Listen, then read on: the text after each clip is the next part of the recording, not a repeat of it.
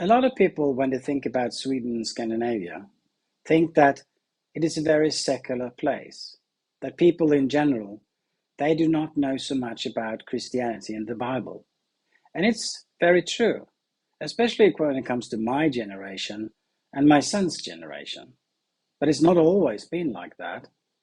And I think it's changed in the couple of decades, really. And we can argue about why it happened. But the Swedish famous historian Dick Harrison, he writes an article in a newspaper about this, and I think he nails it.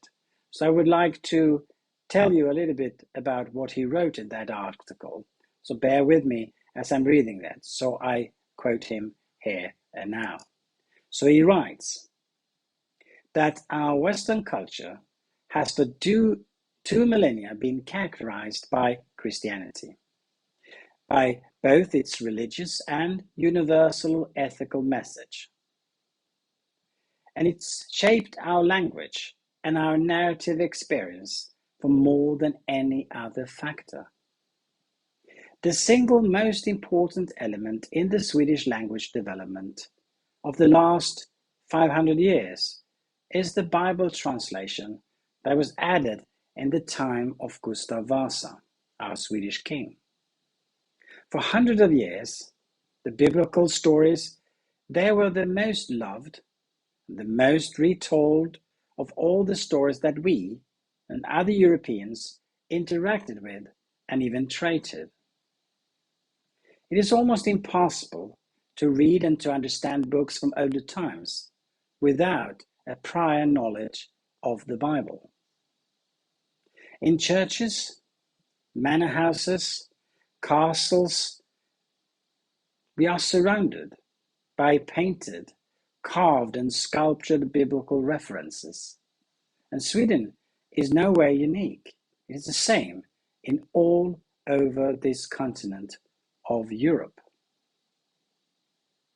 And the authors back then, they assumed that everyone knew about the old biblical stories, so they could write whatever they want, and people understood it. And as late as the 1950s, film directors such as Ingmar Bergman could, without any problem, they could weave biblical themes into their masterpieces because they knew that everyone who sat in the movie theater was along for the ride.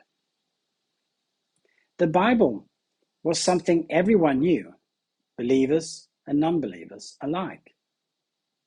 For my generation, this is as natural as it was for the 19th century people.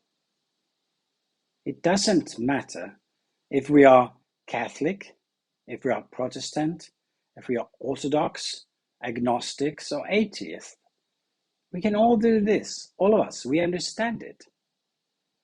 And knowledge is much more than religion in the strict sense, because they fall within the scope of basic general education, much like being able to read or to write or to count.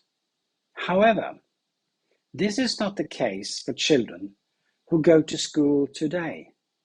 In recent decades, large chunks of the common Western cultural heritage have been scrapped in our textbooks. In practice, it is quite possible that those who leave primary school today do not know, for instance, about what God's 10 commandments are, and they have difficulty to explaining the point of the three wise men, and they have never heard of the Old Testament people such as Gideon, Deborah, Ruth, Job, and Esther. And in the tidal waves of the general modernization of the school and the related purging knowledge that today's self-appointed experts find uninteresting, in shorter time, our rising generation has been made one of the least culturally well prepared in the Western world. Tough words, but it's true. Sweden's population, they lags behind and is in a way excluded from a significant part of the international conversation. The horror scenario is a future where we appear as intellectual cripples. There's only one effective way to save this situation. In the absence of other educational authorities, the school must reclaim the responsibility of challenging this fundamental Western educational tradition to children and to our youth. But if this does not happen, we risk seeing the development of a cultural and educational class gap. Future generations will be divided into an elite whose members know what they see and they read, and an underclass who understand nothing of all the biblical references that surrounds them, because no one has enlightened them on the basic facts. End of quote.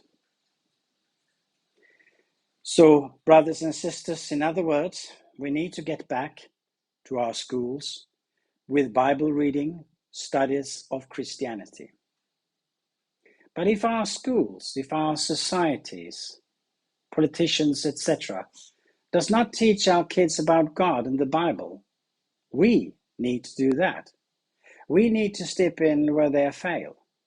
We should never be afraid of speaking the truth. We have this call from Jesus to go and to make disciples and to tell people about the good news and to teach our future generation. Amen.